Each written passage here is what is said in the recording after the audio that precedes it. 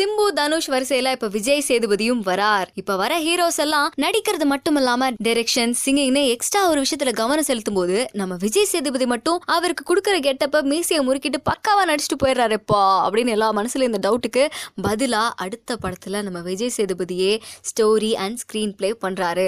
2015ல பிஜு விஸ்வநாத் டைரக்ஷன்ல விஜய் சேதுபதி 57 வயசு தாத்தாவா நடிச்ச படம் தான் ஆரஞ்சு முட்டாய். பாத்திருப்பீங்களே, படம் கமர்ஷியலா ஹிட் இல்ல அப்படின்னாலும் விஜய் சேதுபதியோட கெட்டப் அண்ட் பர்ஃபார்மன்ஸுக்காகவே இந்த படம் சில அவார்ட்லாம் வாங்குச்சு.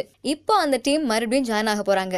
ஆரஞ்சு படத்துலயாவது நம்ம விஜய் சேதுபதி டயலாக் ரைட்டிங் மட்டும் தான் பண்ணியிருந்தாரு. ஆனா இந்த படத்துல கதை, திரைக்கதை, வசனம் அப்படின்னு எல்லாமே நம்ம விஜய் சேதுபதி தான். டைரக்ஷன் மட்டும் பிஜு விஸ்வநாத் பண்றாரு. நமக்கு என்ன ஒரு டவுட்னா 2017ல பிஸியான ஆக்டர்ஸ் டாப் 5 லிஸ்ட்ல நம்ம விஜய் சேதுபதியும் வந்துருவாரு. கருப்பன், அநீதி கதைகள், சீதக்காதின்னு டசன் கணக்குல படத்தை வெயிட்டிங்ல வச்சிருக்க இவருக்கு ஸ்கிரீன் பிளே எழுதுறதுக்கெல்லாம் மட்டும் எங்க இருந்துதான் டைம் கிடைக்குதோ. தமிழ் படத்தோட ப்ரொடியூசர்ஸ் எல்லாம் இவர் பின்னாடி சுத்திட்டு இருக்கும்போது மலையாள படத்தோட ப்ரொடியூசர்ஸ் எல்லாம் நம்ம நடிகை பார்வதி பின்னாடி சுத்துறாங்க. தமிழ்ல மரியான், பெங்களூர் நாட்கள் படத்துல எல்லாம் நடிச்சு தனக்குன்னு ஒரு ஃபேன் உருவாக்கிக்கிட்டாங்க. அவங்களோட சம்பளம் மலையாளம் சைடு 1 கோடி ரூபாயா அதிகரிச்சிருக்கு.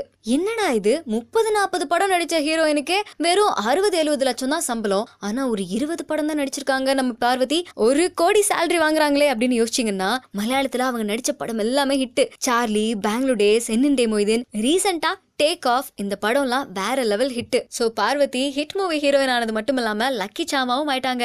இப்போதைக்கு மலையாள படத்துல இருக்க ப்ரொடியூசர்ஸ் எல்லாம் என்னோட படத்துல பார்வதி மேனன் நடிச்சா மட்டும் போதும் அப்படிங்கிற மாதிரி 1 கோடி பணத்தை வச்சுட்டு வெயிட் பண்றாங்க. ஆனா பார்வதி எனக்கு பணத்தை வெயிட்டா கொடுத்தாலாம் நாட் ஓகே, படத்துல என்னோட கேரக்டர் வெயிட்டா இருக்கா அதுதான் முக்கியம் அப்படின்னு வெயிட் பண்றாங்க.